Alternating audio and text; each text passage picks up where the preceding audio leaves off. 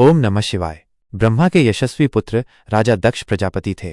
उनकी अनेक संतानों में एक दिव्य कन्या थी जिनका नाम सती था। सती बचपन से ही शांत स्वभाव और गहरी भक्ति वाली थीं।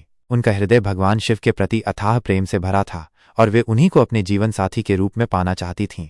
हालांकि राजा दक्ष अपने ऐश्वर्य और पद के अहंकार में डूबे हुए थे। वे स्वयं को भगवान शिव से भी श्रेष्ठ मानते थे, जो वैरागी और सांसारिक मोह माया से दूर रहते थे। इसीलिए जब सती ने अपनी इच्छा व्यक्त की तो दक्ष ने उनकी बात को सिरे से नकार दिया। पिता की इच्छा के विरुद्ध होते हुए भी सती का शिव के प्रति प्रेम इतना प्रबल था कि उन्होंने भगवान शिव से विवाह कर लिया।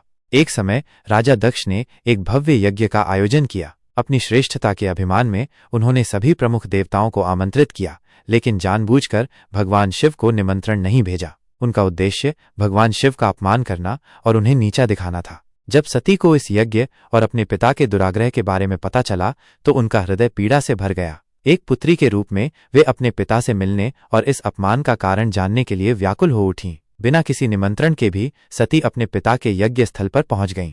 वहां भरी सभा में राजा दक्ष ने भगवान शिव का घोर अपमान किया। उन्होंने शिव के वेश, उनके गणों और उनकी तपस्या का उपहास उड़ाया। अपनी प्रियतम का ऐसा अपमान सती सहन नहीं कर पाईं। उनके हृदय में क्रोध और दुख की ज्वाला धधक उठी।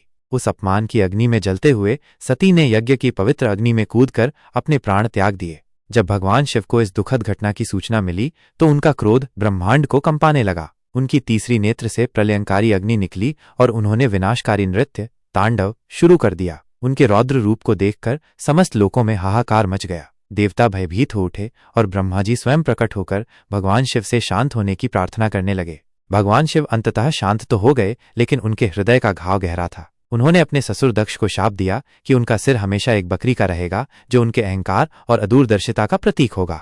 समय बीतने पर सती ने हिमालय और मैनावती के घर पार्वती के रूप में पुनर्जन्म लिया। अपनी पिछली जन्म की स्मृति और शिव के प्रति अटूट प्रेम के साथ पार्वती ने कठोर तपस्या की और अंततः भगवान शिव को फिर से अपने पति के रूप में प्राप्त किया। इस प्रकार शिव और सती की प्रेम कहानी एक नए रूप में आगे बढ़ी।